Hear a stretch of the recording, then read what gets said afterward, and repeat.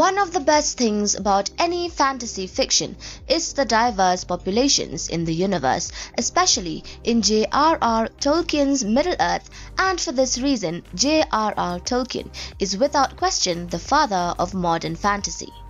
The Lord of the Rings series contains dozens of races, all with different strengths and weaknesses, and we are here to give you a list of all these beings, so sit back and enjoy.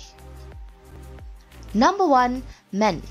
Originally given the name Atani by the Elves, men are the ones who are the most unpredictable. They were the second major race created by Ilúvatar, the one supreme god, at the start of the First Age. Number 2. Dwarves. They are only a little taller than hobbits but are very strong and durable, able to wield heavy weapons and wear heavy armor.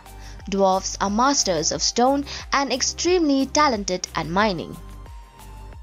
Number 3. Elves. The Elves are the oldest and most noble of the sentient races of Middle-earth. Commonly known as Eldar, they are known to be the wisest and most beautiful creatures in Middle-earth. Number 4. Orcs. Standing shorter than grown men but bigger than hobbits and goblins, they were created by Morgoth, the first Dark Lord, as foot soldiers in his quest to dominate Middle-earth. Number 5. Hobbits. Their origins are a bit murky, but they are said to have initially come from the northern regions of Middle-earth below the Vales of Anduin. They are a mortal race that mostly resides in the Shire during the Third Age. Number 6. Trolls.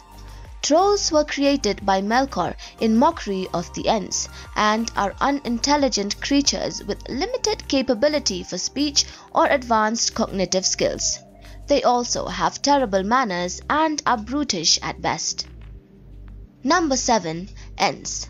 Ents are tree-like beings who ended up on the good side of the conflict between the Free Peoples and Sauron. They were always sentient creatures, but first learned to speak after the Elves started to converse with them. Number 8. Barrow. As they live anywhere in the darkness, they are beings of the darkness that can shapeshift and reside not far from the Shire at the Barrow Downs, the burial mounds for the first men in the First Age. Number 9. Goblins.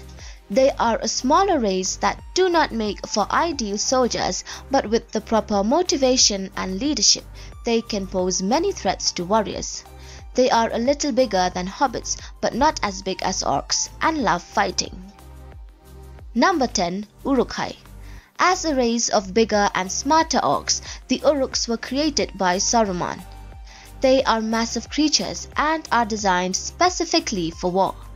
Their weapons and armor might be considered crude, but are still effective and feared by all. Number 11. Dragons. Created by Morgoth to serve as the ultimate shock troops, dragons are enormous winged terrors that are armored in scales that are nearly impenetrable except on their underside. Number 12. Eagles.